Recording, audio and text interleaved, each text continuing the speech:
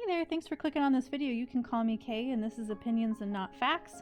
Like with most things, I am very late to the Andor party, but I have to say I just finished watching the series with my husband a little bit ago, and wow. Genuinely, I am horrible at watching TV series. I get bored and I quit all the time. I can't remember the last time I actually finished watching one, but I was literally begging my husband to put on the next episode like every night when we watched this show together. It has been a long time since I've watched anything this good, much less something Star Wars related this good. So anyway, I'm gonna rant about it incoherently. Now, it will include spoilers because I can't be subtle or keep my mouth shut about anything, so if you haven't watched the series and you plan to, you might want to skip out on this, but if you don't care, I'll just ruin it for you. Now, I apologize because the video that's going to play while I'm doing this is me trying to paint one of the landscapes from the Andor series, and my cats were absolutely having a field day messing with the recording stuff as I was trying to film, so it may be a little choppy or crazy because at several points they did knock it off of the setup, so they were creating a mess. Now, one of the first things that I thought when I finished the series, when I was trying to think about why I liked Andor so much, is that Andor feels like the first time we've had a real team player in the Star Wars universe in a while. It feels like every sort of thing that Disney has created for Star Wars has either kind of just muddied the waters and— Oh fuck, I can't believe you've done this. And obfuscated like the whole point of the original trilogy, or it's outright spit in the face of the original trilogy and tried to undo everything that trilogy did. And I hate to say it because I absolutely adore the prequels, but even George Lucas kind of muddied the waters with his own prequels. I may have gone too far in a few places. I felt like he didn't do a good job building into the original story that he was telling. I felt like it got kind of messy and muddled and lost, and it didn't translate over amazing. I still love them. I promise I'm not a hater, but I just have to say when it comes to the magic and what I loved about the original series, it muddied the waters a bit, and I was okay with that because they're near and dear to my heart, and as a kid it was just exciting to have more content about Star Wars because I was obsessed. I just look at it with a critical eye and I realize that it maybe takes away from the impact Star Wars has, or at least just kind of obfuscates the impact more than it adds to it, in my opinion, and again, that's just my opinion. But Andor feels like it looked at the original series and said, we're gonna make it better. To me, the original series is a little bit more triumphant and adventurous. It's not like deeply emotional, and it doesn't have a lot of emotional impact. Nothing ever made me want to cry. I never felt great, deep, like agony in the original Star Wars series, except maybe at the end as Luke was burning Vader's body. There was this sort of melancholy of you saved your father, but you didn't get to see the saved him like live, and you didn't get to build a relationship. And sort of some of that melancholy I felt a little bit. But overall, the series lacked a lot of emotional impact beyond kind of excitement, adventure, and sort of the magic of the great spectacle that it was for its time. I mean, nothing like that had been done in so long, and the technical abilities and all of that, I mean, that was where it really shone. It was just incredible for what it achieved, and it was a unique way of storytelling that people hadn't been seeing on the screen. And to me, it felt like Andor looked at that, and instead of cheapening the impact that the original trilogy had, it feels like they tried to enrich it. They didn't necessarily they didn't make the series better by adding details or like overcomplicating things. It felt like they tried to add the emotional impact that the original trilogy lacked. The whole series gives so much more meaning and weight behind the state of the rebellion when you get to Luke joining on Yavin and the blowing up of the Death Star and all that happens afterwards in the other movies. It feels like it adds to the emotional impact. Now when you hear Mon Mothma say things like many Bothans died for this information, there's this buildup, and you think, not only did Rogue One show us like all this death and sacrifice to get the plans, but how much buildup there was before that. The whole series really shows the cost and the impact and the sacrifice that goes into creating a rebellion, and just how much life really was lost so that Luke could sashay into Yavin and grab a X-Wing and blow up the Death Star, and then throughout the rest of the movies kind of go on these crazy adventures and defeat Darth Vader and all this crazy stuff.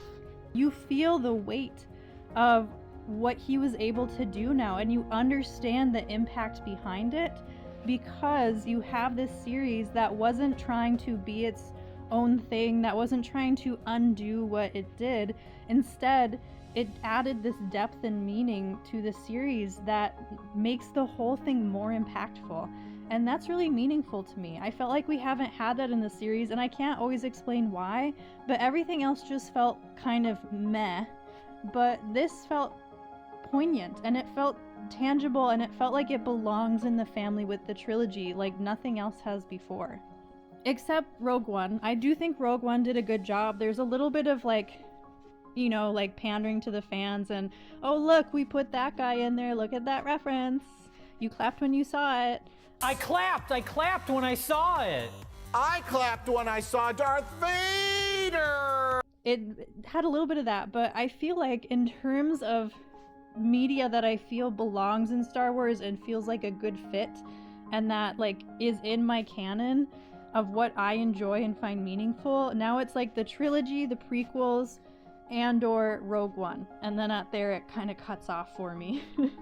And to be fair, I haven't watched the Clone Wars, so I mean maybe that's good. My husband says I have to watch it because it's so good and it adds a lot.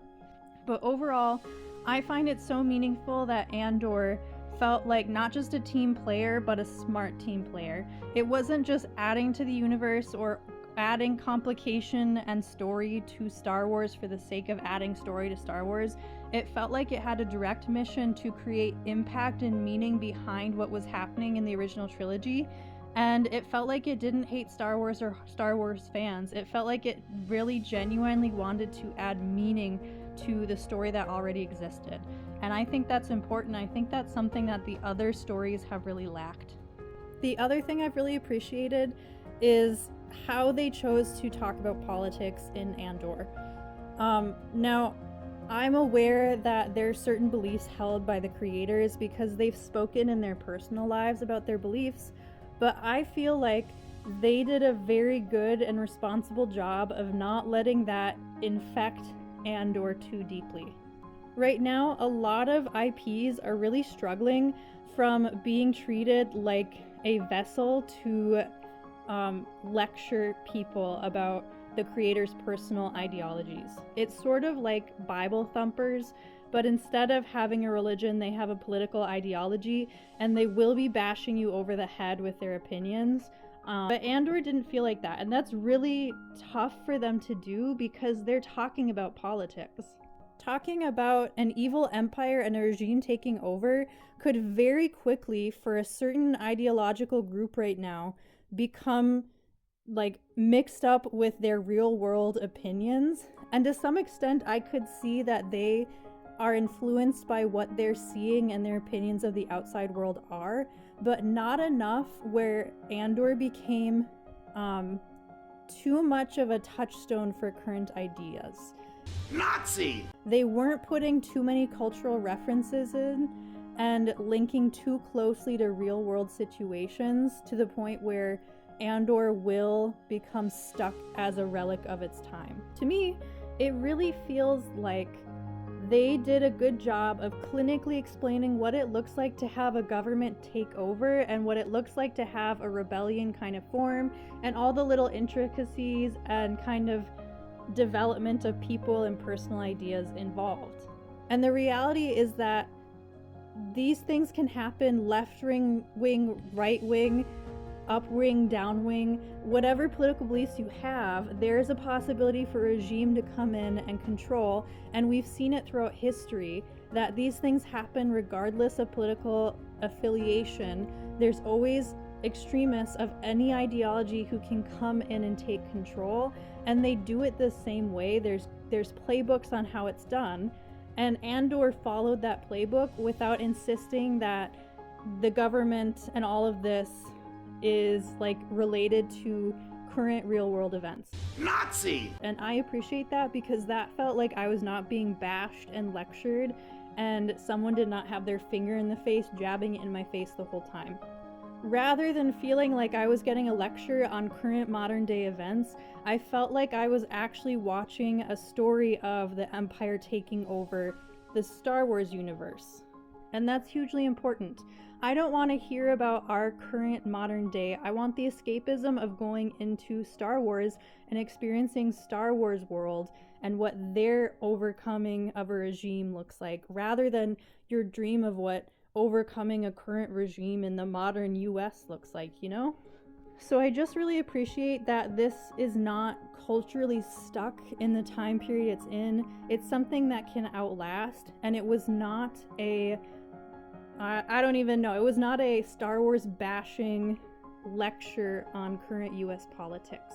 And I really appreciate that, because it is something that everyone in Hollywood is falling into. It's a trap that they could have gotten stuck in, and I feel like they didn't, and I really appreciate that. Another thing I really love and appreciate are the characters. Oh my goodness. The actors in this show did such an amazing job, and I loved how the characters had such a diverse group of looks. I'm not huge into needing every character to be a different race or a different body type or a different size, but I think it's meaningful when you just let people look like people and you're not obsessed with everyone having like Instagram face and being a size 2 model, especially when it doesn't matter to the story. If you're telling a story about real people or people of all different types, like I want to see all different types. So I loved that there was like a wide range of just looks of people. They let people have big noses and small eyes and different skin textures and different hair colors and different heights and things like that. And they didn't seem overly concerned with everyone looking airbrushed and perfect and all the same. And they didn't go for the glam of Hollywood. They went for people who are beautiful and wonderful, but they made them look a little bit more normal and a little bit more like real life everyday people. And I really like that. I liked seeing the differences in people's hair color and texture and different facial structures and body structures, and it just being treated like normal and natural and easygoing. I also appreciate that along with not obsessing over looks, they did a great job still making sure that people looked tangible and realistic. The costumes, while I'm not amazing at costumes, I do find them to be extremely important to storytelling, and I've been really irritated with how much we've lost the art of costuming in all of these kind of cheap shows that people are making. I always think of Avatar: The Last Airbender. Like, you're gonna tell me that a boy who is in an iceberg for like a century somehow did not manage to get a single stain on his clothing? Or you're gonna tell me that people who have been in a village where they have like all their people are off at war and they're barely holding on, all have pristine new coats that look completely untouched? Like, that's not how things work. In times of war, people are passing things down, they're tailoring, they're using things like belts and ties to make things fit, they're re-wearing clothing, they're patching holes. There's a lot of story that you tell based on someone's clothing, and I feel like Andor did a good enough job that the clothing was not pulling me out of the story the way a lot of modern TV shows are for me right now. A lot of time the clothing felt lived in, it felt worn, it felt somewhat relevant to the character. For instance, I thought Mon Mothma's clothing was a very good way of kind of telling her story. It felt unique and interesting to her. You were getting a lot of cultural ideas through the colors and textures and fabrics and things like that. For instance, a lot of the asymmetricality kind of maybe references some of how asymmetrical her life is. Maybe all the layers that they wore can represent the many layers of the lies and kind of things she's doing behind the scenes, the many roles she puts on. There's all these sort of interesting intricacies to their clothing that really help to create the cultures that we saw. They made them unique while leaving them kind of grounded and based in real life. I'm sure there's a costumer out there who can talk more about the costuming. Maybe it's not that amazing, maybe it's really amazing and I'm not giving it enough credit. But for me, with so many shows taking me out of the story because of how bad the costuming is, I'm just really refreshed by having a story where the costuming is at the very least inoffensive and actually kind of drew my eye and got me interested and more invested into the story. Another thing that I so appreciate is the characters themselves. It has been so long since the fundamental basics of writing have been applied to characters where we just assume the audience isn't stupid.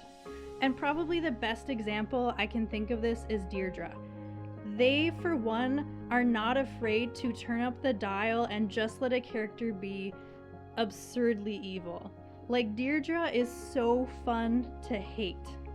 It is just a blast to despise this character, and they make it fun for you. There's almost a level of camp and absurdity, but it works. It doesn't take you out of the story. She's not like maniacally evil, like chuckling to herself, but she just does things that you hate. And yet at the same time, this actress and these writers do a phenomenal job of also giving her some complexities. They build out her story where you get to understand that this is a young woman who is ambitious, who's trying to get ahead, who has never been raised to feel loved or accepted and has been denied some very fundamental and important things like having parents. You see that she has panic attacks, she has nervous issues. You can see her slowly crumbling under the weight of the system she's trying to succeed in and get appreciation and affection from, and kind of build her safety in. You see the ambition and all these different things. So there's all these different plates that are balanced for her character, and they add such a depth to her. And yet, never once do they have to sit in there and tell you, yeah, sure, she's an orphan, but also she's evil. You should still remember she's evil. She's evil. She's an orphan, but she's evil. They just sort of slide these things in here, and they let you pick and choose and develop her character and understand her based on your understanding of her actions. There's moments where it's almost comical, her and Cyril's relationship and then her actions with the mother, where there's these moments of sort of goofy relatableness, and yet they don't freak out about it and get scared and insist that they have to remind you she's evil and you should hate her. They give you the ability to enjoy and have this well-rounded feast of a character without ever feeling the need to fix your plate and make sure that you have the perfect understanding that they want. They assume that you will pick up on the necessary intricacies without ever denying or forgetting the fact that this is someone who's working for the wrong side. That is a level of respect and faith in your audience that honestly should be fundamental, but it's been so lost that it was like finding water in the desert. The idea of letting characters be morally gray or have emotional and moral depth. Sensational. Of having conflict, of everyone not being fundamentally on the same page of the same idea of what's good or evil is incredible. The very fact that there's conflict in the rebellion about what is acceptable rebellion behavior and what isn't is so meaningful, because you love Luthen and you love Clea, you care about their relationship together, you see him as this good guy because he's helping the rebellion, and then they start to pull in this question of how far is too far and what should you have to sacrifice and all these different questions, and they let you chew it up and mull it over and figure it out. They don't lecture you on what it has to be. These characters are not just sort of physically interesting to look at, they're not just a diverse group of people based on their looks and their clothing and the cultures they're built in. there's a diversity of thought and opinion and character and morality amongst them that is tangible and interesting, and it keeps you hooked in. And that's just the basics of writing. Everyone should be able to write like this on a TV show, but they don't. And so this just felt unique and fun and interesting. And with this, I specifically want to focus on the women because I'm a woman, and my first favorite female character in the world as a young woman probably had to be Princess Leia. I loved Princess Leia, and so I have been in a constant state of mourning that the Star Wars series has a serious problem. Disney particularly has had a serious problem with making likable female characters. It's hard out there to watch all TV shows and all content make really insufferable girl bosses or flat one-noted disinteresting characters out of all these women characters who I want to like, but I cannot stand. And Andor gets one thing really right that a lot of writers are missing about women, and that is that women have incompetencies, they have struggles, they have areas that they suck, and it doesn't make them less of an important or valuable character for that. I can't help but think of Mon Mothma. She, to me, stands out as a perfect example of this. Never once do you see Mon Mothma as a weak or pathetic character. She is strong-minded, she's strong-willed, she's standing up to her husband, she's standing up in the Senate and saying things that are dangerous, she's part of a rebellion, and yet she gets upset and paralyzed and frightened at the idea of her friend wanting to blackmail her, and of her friend being killed for it. She has an emotional turmoil moment over it that we see. That didn't make her any weaker or more pathetic of a character, it made her raw and human. Same thing when she's exiting the Senate. She can't walk herself out of the Senate. She has to have a guy come and rescue her out of the Senate, and she's scared and she's freaking out while it's happening. You also, at that point, do not see her as weak or pathetic. And heck, she freaks out when Andor eventually shoots people. She's not prepared to go as far as killing people. She's horrified by it. And yet she's not any less of this cool, independent, strong woman because she has to have a man's help to escape, because she has areas she's not prepared to go to or she's not skilled at, like actually fighting and killing people. She's still a strong-minded, strong woman who you root for and you like, even though she can't do everything or be everything. Similarly, her cousin, whose name I'm forgetting, does not start out as a good leader. She's struggling to lead, and it's a whole plot point that she has to learn how to be a leader. She has to build those skills, and she's not great at it. And you see her become a better leader over the process of the show. They don't just have this girl boss who can tell everyone what to do and it goes perfectly and she's great. You see that she's uncomfortable with the role and she has to learn how to do it. And Bix. Even though Bix in a lot of ways becomes an emotional point for Andor, and she becomes a catalyst for him and almost something that pushes him on, it's not because she's dragging him everywhere he should go. She's this influential point in his life, and she struggles. She eventually leaves. She deals with her own problems, and she's not this perfect person who can stand up and get over her trauma and do whatever she needs to do because she's a girl boss. She wrestles with the things that happen to her and sometimes makes choices that we don't like. It doesn't make her less of a meaningful, impactful, and strong character, nor does it take away her ability to be influential to people like Andor. I suppose I could just say Cassian there. It's you still get how she can influence and motivate Cassian, even when she herself is not this super strong girl boss who leads everyone and inspires everyone.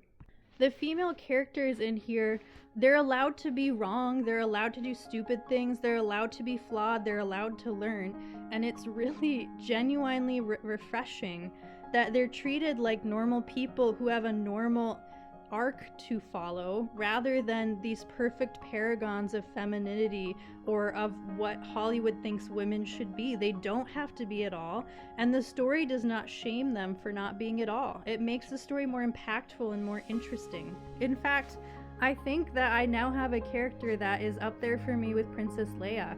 I loved Clea in this story. I think that her kind of relationship, the kind of father-daughter relationship she had with Luthen, was very touching, and I loved the way that sometimes she had to be like the emotional strength even when she couldn't be the physical strength.